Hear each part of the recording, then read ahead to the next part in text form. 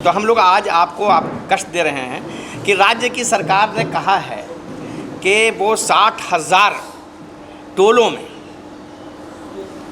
दलितों के लिए उसको विकास करेगी, इसका इंफ्रास्ट्रक्चर करेगी।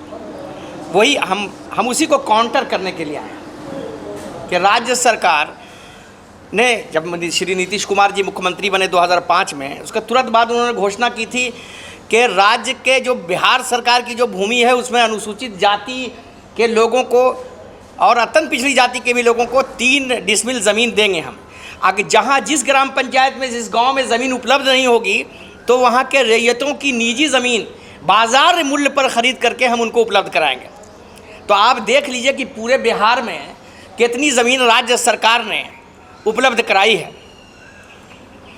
तो ये जो जिस समाज की बात कर रहे हैं सरकार कर रही है, या हम लोग जिस समाज के लिए बैठे हैं उनके लिए इस सरकार के पास कोई एजेंडा नहीं है। 20 सालों में इस सरकार ने ना ज़मीन उपलब्ध कराया, ना उनके मकान हैं, और जो पहले जो इंदिरा आवास था, प्रधानमंत्री आवास योजना है, इसके नाम पर जो भी मकान बन रहे हैं उसमें 50% से ज़्यादा राशि खा ली जाती है। तो इन सब हमारा जन स्वराज का अम्बेडकर संवाद कार्यक्रम है, उसमें हमारे नेता ने सारे बात बताए हैं। हमारे मित्र अमित पासवान जी आपको संबोधित करेंगे। जिस तरह से आदरणीय मुख्यमंत्री जी ने बाबा साहब डॉक्टर भीमराव अम्बेडकर जयंती समारोह के अवसर पर उन्होंने कई तरह की घोषणाएं की, मैं सबसे पहले स्पष्ट तौर पे ये कहूं कि जो उनका कार्यक्रम रहा, आप लोग उस कार्यक्रम का हिस्सा भी रहे। उस कार्यक्रम जो आप देखते हों कि उसमें ज़्यादातर उनके पार्टी के लोग कम रहते हैं, और गांव से जो बुलाए हैं लोग वह टोला सेवक और आपके जो मित्र, उसका क्या कहते हैं, गांव के जो हमारे एक विकास मित्र, बीडीओ और सीओ के द्वारा प्रत्येक प्रखंडों में जितने भी उसके संपर्क में टोला सेवक और विकास मित्र हैं उनके द्वारा सभी लोगों को डरा धमकाकर वीडियो के द्वारा और कहा गया कि अधिक से अधिक संख्या में बापू सभागार में जुटे, और वहाँ जो है उनका कार्यक्रम हुआ। तो इस तरह से आप समझिए कि जितने भी आप देखते हो कि जीविका दीदी है, तो जीविका दीदी समाज में एक बहुत बड़े, हर गांव में हम लोग देख रहे हैं कि कहीं न कहीं जो उसका कार्य करने का शैली बहुत अच्छा है, अपने आप में कोऑपरेटिव बना के एक डेवलपमेंट का कार्य करती है। लेकिन जीविका दीदियों के साथ ही आप देखते हो कि महिला संवाद का कार्यक्रम, सरकारी स्तर पर जो भी कार्यक्रम होता है, प्राइवेट उनके जदयू का जो भी कार्यक्रम होता है, उसमें सरकारी सहयोग लेकर जो है अपना पार्टी का कार्यक्रम जो है कि सफल करवाने का काम करते हैं। यह जो है कि देखने की बात है। तो सबसे बड़ी बात यह है कि आज जो हम लोग बैठे हैं, जो आज माननीय नीतीश कुमार जी का लगातार दलितों पर वह हितैषी बनने का जो काम कर रहे हैं, दलितों के लिए लोक लुभावन जिस तरह से उन्होंने घोषणा करने का काम कर रहे हैं, मैं स्पष्ट बता दूं, उनसे मेरा निवेदन यही है कि अगर आप दलितों के हितैषी हैं तो दलितों का जो सीट है, दलितों जैसे जन स्वराज पार्टी ने स्पष्ट कहा, जिसकी जितनी संख्या उसकी उतनी भागीदारी, सिर्फ इस चीज़ को आप कर दीजिए। दूसरी बात, हमारे साथी सही बताए आपको कि जो आपका प्रत्येक भूमिहीन परिवार, दलित परिवार को 3 डिसमिल ज़मीन देने का प्रावधान है, आज तक जिनको आप पर्चा भी दिए उनको ज़मीन उपलब्ध नहीं कराया गया। जिनको ज़मीन दिए उसको पर्चा नहीं, जिसको पर्चा दिए उसको ज़मीन नहीं। तो इस तरह का अभी हमारे जितने भी दलित परिवार के लोग हैं, आप देखते होंगे कहीं न कहीं भीड़ पे बसा हुआ है, कहीं न कहीं चिरारी पे बसा हुआ है। हम उनसे निवेदन करना चाहते हैं कि वैसे लोग को आप सर्वेक्षित कीजिए, उसको सर्वे करके आप वैसे लोग, अभी इंदिरा आवास की जो बनाने की बात हो रही है, सारे लोग को इस तरह का कागजात मांगा जा रहा है कि उसके पास ज़मीन का कागजात ही नहीं है। इंदिरा आवास कहाँ से बनेगा? आज देख रहे हैं कि इंदिरा आवास के नाम पर गांव-गांव में जो है एक गरीब मजदूर किसान से जो है, जो भी शोषित पीड़ित लोग हैं, उनसे 10,000 से लेकर 50,000 रुपया तक के वसूला जा रहा है। तो जो इनका योजना चल रहा है गांव स्तर पर पहुंच नहीं रहा है। छात्रवृत्ति के नाम पर खाना पूर्ति की जा रही है, 1 साल 2 साल पीछे होते जा रहा है, समय पर इनका कोई काम रूटीनबद्ध तरीके से नहीं हो रहा है। आप जितने भी लोन की बात करें, लघु उद्योग की बात करें, तो जिस तरह से दलितों को यह लोन उपलब्ध कराने की बात करते हैं, इस तरह का कागजात उनके सामने प्रस्तुत कर दिया जाता है कि सारे क्राइटेरिया में वो फेल हो जाते हैं। तो कहीं ना कहीं हम लोग यह देख रहे हैं कि उनका जो है कि सारा जो कार्य योजना है वह अक्षरशः ज़मीन पर नहीं पहुंच रहा है। और जहां तक की बात सौभाग्य से हम नालंदा के हैं, वह उनकी नालंदा की भूमि से आते हैं, माननीय मुख्यमंत्री जी भी नालंदा की भूमि से आते हैं। हम देखते हैं लगातार मीडिया चैनलों में भी वह नालंदा का जिक्र करते हैं कि नालंदा में हमने ये किया, नालंदा में वो किया, नालंदा में जो डेवलपमेंट किया, नालंदा में जो विकास किया। मैं नालंदा की बात बताता हूँ, जिस पवित्र भूमि से हम आते हैं। वर्ल्ड हेरिटेज नालंदा जो सूची में शामिल हुआ, आपका 2016 में शामिल हुआ।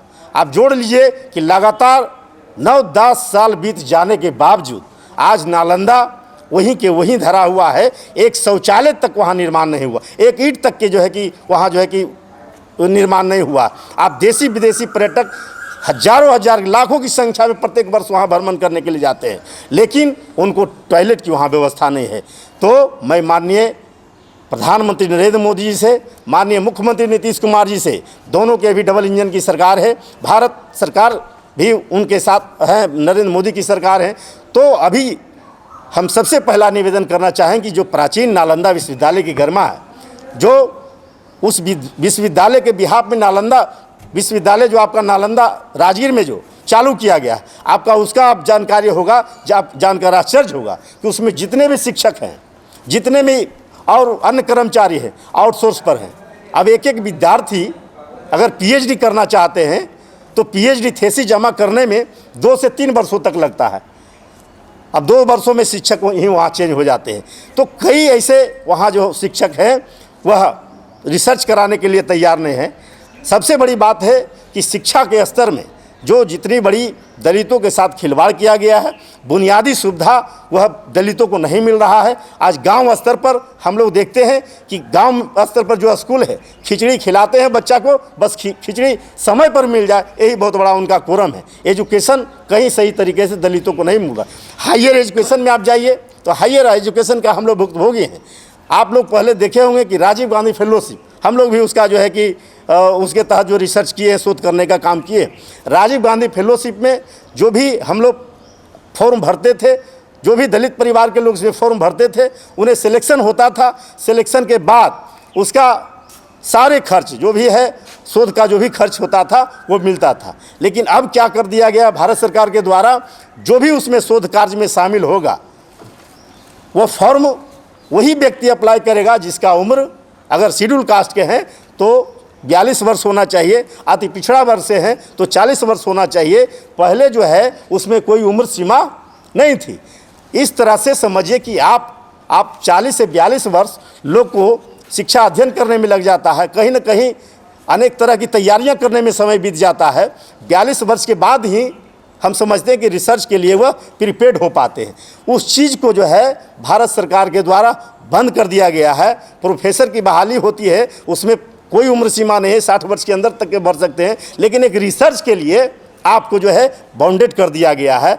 मौलाना अब्दुल कलाम जो है कि उनका जो एक अल्पसंख्यक का जो फेलोशिप चलता था, उसको भी जो है कि उसी तरह से बाउंडेड कर दिया गया है, ताकि हायर एजुकेशन में दलित परिवार के लोग, माइनॉरिटी परिवार के लोग वहाँ नहीं पहुँच पाए। तो यह बहुत बड़ा इस तरह से हमारे माननीय नीतीश कुमार जी, भारत के हमारे प्रधानमंत्री नरेंद्र मोदी के द्वारा दलितों को छला जा रहा है, दलितों को ठगा जा रहा है।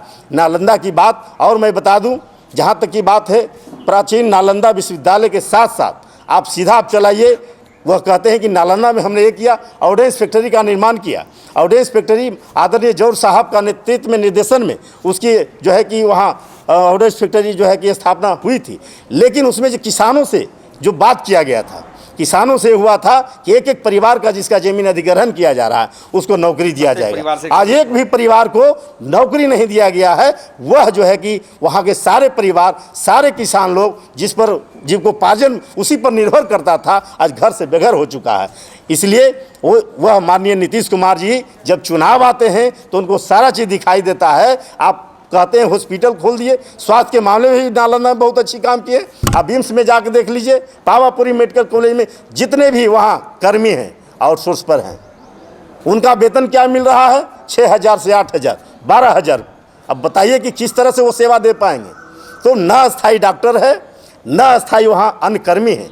तो इस तरह से छलावा कर रहे हैं। और जिस तरह से हम देखते हैं कि अपने हमारा खासकर वह क्षेत्र पड़ जाता है, राजगीर विधानसभा क्षेत्र में आता है, हम लोग भेजते हैं अपने पेशेंट को, रात भर कराते रहता है, किसी तरह से हम लोग जाकर देखते हैं और उसको रेफ़र करवाने का काम करते हैं, उसे इलाज करवाने का काम करते हैं। तो जो जिस तरह से इंफ्रास्ट्रक्चर आप तैयार करते हैं उस तरह से विधि व्यवस्था देने की आवश्यकता है। यही हम निवेदन करना चाहेंगे, यही बंधन करना चाहेंगे आप लोग से।